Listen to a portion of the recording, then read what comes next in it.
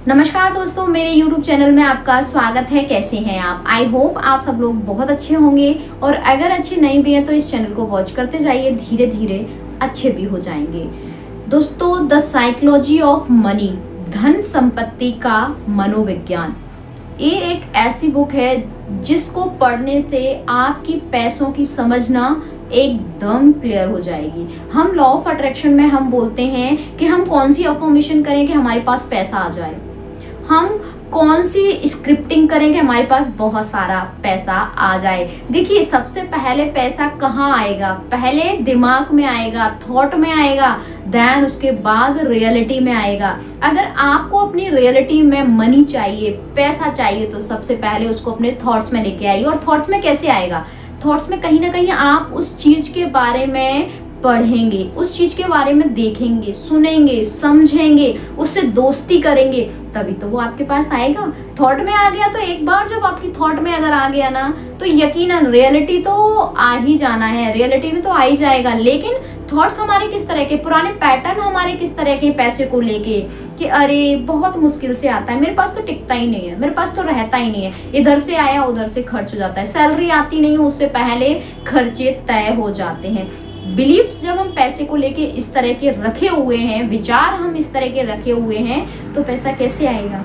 और पैसे की समझ को बरकरार रखने के लिए, पैसे की समझ को समझने के लिए ये बुक सबसे शानदार बुक है, बहुत अच्छी बुक है। और ना जब आप इस बुक को पढ़ लेते हैं ना, तो आपकी पैसे की समझ दुगनी हो जाती है। और जब तक, देखिए, अगर एक चीज बताइए, जैसे आपने कैसे भी करके पैसा कमा भी लिया, अगर पैसे का मैनेजमेंट करना आपको नहीं आता है, पैसे को बढ़ाने की समझ आपके अंदर नहीं है, पैसे की कंपाउंडिंग की समझ आपको नहीं है, तो क्या आप उस पैसे को बढ़ा पाएंगे? और अगर उस पैसे को आप बढ़ा नहीं पाएंगे तो आप अमीर कैसे बन पाएंगे, वेल्दी कैसे बन पाएंगे? और हमारा टारगेट तो है वेल्दी बनना, फाइनेंशियली फ्री होना। तो कहीं ना कहीं आपको बुक्स का साथ जरूर लेना पड़ेगा, क्योंकि अगर आपको पैसे की समझ को बरकरार रखना है और पैसे के बारे में जानकारी लेनी है कि क्या होता है, किस तरह से ये काम करता है, क्या हमारे लिमिटिंग बिलीफ्स हैं, इसकी साइकोलॉजी क्या है पैसे की, तो ये बुक आप पढ़िए।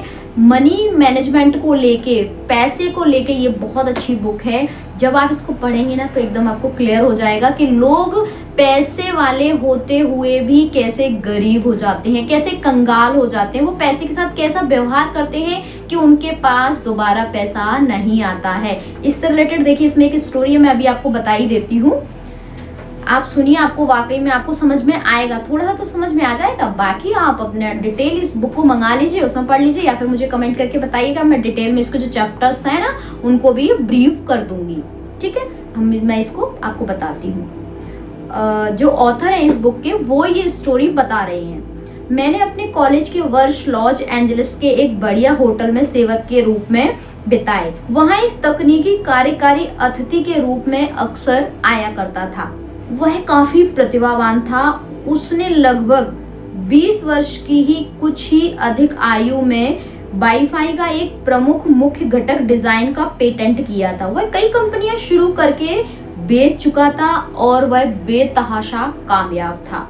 धन संपत्ति के साथ उसका जो संबंध था, उसे मैं असुरक्षा और बचकानी मूर्खता का मेल कहूंगा। वह $100 की नोटों की कई इंच मोटी गड्डी अपने साथ लेके घूमता था, जिसे वह हर किसी को दिखाता, फिर चाहे वह देखने में इंटरेस्टेड हो या ना हो। वह बिना किसी संदर्भ के अपनी धन संपदा की खुलकर डींगे हाँकता था, खासकर वह जब नशे में होता था। एक दिन उसने मेरे एक सहकर्मी को कई $1000 की रकम दी और कहा, गली में जो जवाहरात की दुकान है वहां से सोने के सिक्के ले आओ। 1 घंटे बाद हाथ में सोने के सिक्के लिए वह कार्यकारी और उसके दोस्त एक डाक के चारों तरफ इकट्ठा हो गए, जो प्रशांत महासागर के सामने था। फिर उन्होंने उन सिक्कों को पानी में फेंकना शुरू कर दिया। वे उन सिक्कों को कंकरों की तरह उछालते और फिर किसका सिक्का सबसे दूर गया इस बात पर बहस करते और ठाके मारते। ये सब कुछ केवल और केवल मनोरंजन के लिए हो रहा था। कुछ दिनों के बाद उसने होटल के रेस्टोरेंट में एक लैंप तोड़ दिया। एक मैनेजर ने उससे कहा कि $500 का लैंप था, उसकी भरपाई आपको करनी पड़ेगी। तुम्हें $500 चाहिए? कार्यकारी ने अविश्वासपूर्ण रूप से पूछा और जेबों से नोटों की एक गड्डी निकालकर मैनेजर की तरफ फेंकते हुए बोले, ये रहे तुम्हारे $5000, अब मेरे सामने से दफा हो जाओ और कभी भी दोबारा इस तरह मेरी बेइज्जती मत करना। आप सोच रहे होंगे कि आखिर इस तरह का व्यवहार कब तक चल सकता है? हाँ, इसका जवाब बिल्कुल सही है कि ज्यादा दिन नहीं चल सकता। वह व्यक्ति दिवालिया हो गया। इस कहानी से हमने क्या समझा कि कहीं ना कहीं अगर हम पैसे की रिस्पेक्ट नहीं करेंगे, वैल्यू नहीं करेंगे, कहाँ पर खर्च करना है, कहाँ पर नहीं करना है, इस चीज को नहीं समझेंगे, पैसे का मैनेजमेंट नहीं करेंगे, तो पैसा हमारे पास नहीं टिकेगा। आपने भी 2-3 उदाहरण तो अभी लेटेस्ट ही कुछ सालों पहले ही देखा होगा ना। एक जो थे ना, वो वायरल थी रानू मंडल, उनके पास कितनी दौलत आ गई थी एक समय पे, कितनी शोहरत आ गई, लेकिन आज उनकी स्थिति क्या है ये आप खुद ही देख लीजिए।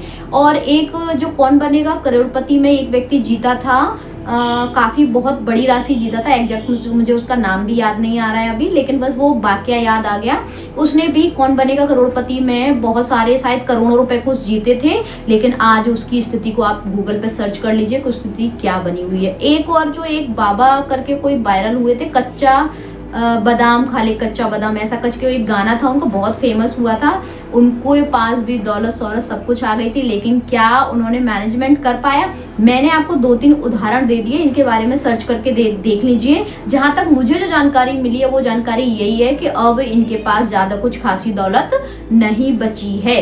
आई होप आपको ये पूरी कहानी से, इस वीडियो से समझ में आया होगा कि किताबें हमको पैसे से रिलेटेड क्यों पढ़ना ज़रूरी है, क्योंकि कहीं ना कहीं हमको उनका मैनेजमेंट सीखना बहुत ज़रूरी है। आई होप आपको वीडियो पसंद आया होगा। हंसते रहिए, मुस्कुराते रहिए और दूसरों को मुस्कुराने की वजह देते रहिए। Thank you, thanks for watching.